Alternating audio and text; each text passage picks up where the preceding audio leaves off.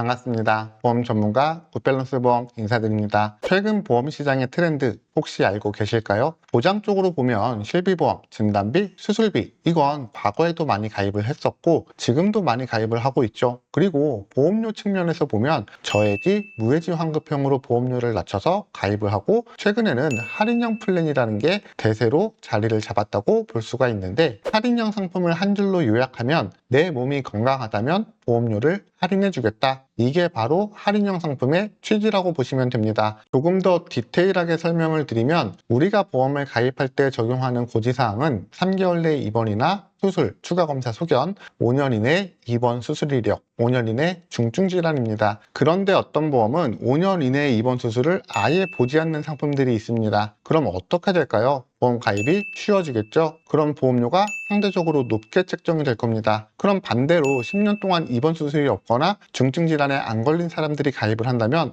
보험 가입은 좀 더 타이트해진 거겠죠? 그럼 반대로 그만큼 보험료는 저렴해질 겁니다. 어느 정도나 보험료가 차이가 날까 궁금해 하시는 분들이 있는데 할인폭이 작지가 않습니다. 그래서 요즘 보험의 트렌드가 할인형 플랜이다 이렇게 이야기를 드리는 거고요. 어린이 보험으로 가입할 수 있는 할인형 상품은 현재 3곳 정도가 됩니다. 보장이 완전히 똑같거나 거의 유사하다면 보험은 낮은 가격으로 구매를 하는 게 소비자에겐 더 유리한 게 사실입니다. 그래서 오늘 추천 플랜과 3곳의 회사 보험료 그리고 장단점을 안내해 드리겠습니다. 먼저 추천 플랜 항목 중에서 3대 진단비 항목입니다. 흔히 암, 뇌, 심장 진단비라고 이야기하는데 먼저 암 진단비 항목부터 살펴보겠습니다. 어린이 암보험을 설계하다 보면 간혹 다발성 소아암, 백혈병을 구성하시는 경우가 있는데 모두 일반암에서 보장이 가능합니다. 그러니까 다른 보장을 구성하실 필요 없이 일반암 진단비만 잘 구성을 해주시면 됩니다. 그 다음이 뇌혈관 허혈성 진단비 항목인데 과거에 많이 가입했던 뇌졸중이나 급성심근경색 상위 보장입니다. 그러니까 뇌하고 심장 질환은 최소한 특약 구성을 이렇게 해주시고 아니다 나는 보장을 좀 더 튼튼히 해주고 싶다 가족력이 있다 하시는 분들은 심혈관 진단비 항목을 구성을 해주시면 되겠습니다. 심혈관 진단비에서는 허혈성 진단비에서 보장이 안 되는 항목을 추가로 보장을 해주기 때문에 같이 구성하는 것을 좀 더 추천드리고 상담을 하다 보면 심혈관 진단비가 있으면 허혈성 보장이 모두 가능하니까 필요 없다던데요? 이렇게 질문을 주시는데 잘못된 상담입니다. 심혈관 진단비는 보장 항목이 회사마다 다르기 때문에 포함이 될 수도 있고 일부 항목만 중복이 되거나 아니면 아예 다를 수가 있습니다. 그래서 심혈관 진단비를 구성한다면 우선 중복 여부에 따라서 허혈성을 유연하게 구성을 하시고요. 허혈성이 전부 포함된 게 아니라면 지금 보여드리는 빈맥이나 심방세동, 부정맥, 심부전 항목을 중점으로 구성을 하시면 되겠습니다. 그리고 최근에 어린이 보험을 가입하다 보면 치료비 보험을 많이 들어보셨을 텐데요. 먼저 순환계 질환 치료비입니다. 예전에는 뇌혈관 진단비, 허혈성 진단비를 구성하면 수술비 항목을 함께 구성하거나 2대 질병 치료비 항목을 구성을 했었습니다. 과거에 가입했던 2대 질병 치료비 보장 내용은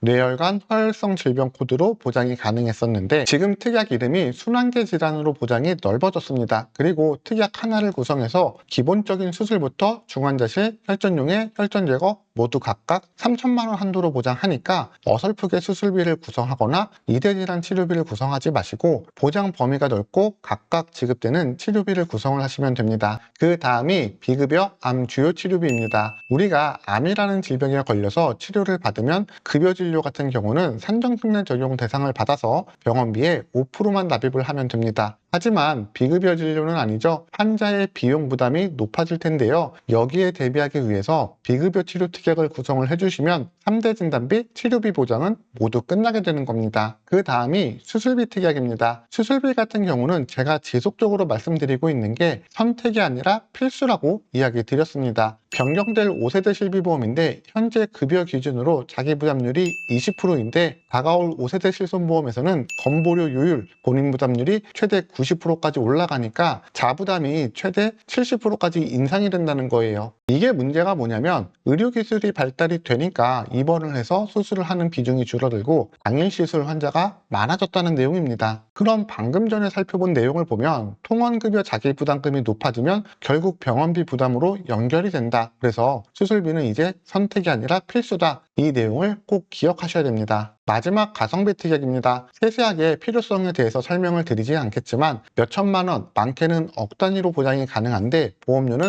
몇백 원 정도 수준입니다. 그래서 보험료를 결정짓는 데 큰 영향이 없으니까 해당 특약을 함께 준비를 하시면 되겠습니다. 그리고 위에서도 이야기 드렸지만 현재 할인형을 적용할 수 있는 상품이 세 가지가 있다고 이야기 드렸는데요. 그럼 세 가지 할인형 상품의 장단점과 보험료를 비교해 드리겠습니다. A사 같은 경우는 유사암이 체증이 되고 심혈관 진단 보장이 가장 넓다는 장점을 가지고 있습니다. 그래서 선택적으로 허혈성을 제외하고 심혈관으로 가입을 하거나 아니면 분리해서 각각 가입을 하셔서 보험료를 조금이라도 낮추는 구성을 할 수가 있습니다. B사 같은 경우는 갑상선암으로 수술하면 보험료 납입 면제가 가능하다는 게 가장 큰 메리트라고 볼 수가 있고 5종 수술비 기준 최대 2천만 원까지 구성이 가능합니다. C사 같은 경우는 장점이라기보다 단점인데 10살부터 가입이 가능합니다. 앞전에 두 상품은 6살부터 할인 적용 플랜이 가능하지만 C사 같은 상품은 불가능하기 때문에 10세 미만이라면 C사는 추천을 드리긴 어렵습니다. 그리고 위에서 살펴봤던 추천 플랜으로 보험을 가입한다면 보험료가 압도적으로 B사의 상품이 낮게 책정이 됩니다. 제가 위에서 뭐라고 이야기 드렸냐면 똑같은 보장 또는 대체할 수 있는 보장을 가입한다면 굳이 더 많은 돈을 지출할 필요 없다고 이야기 드렸습니다.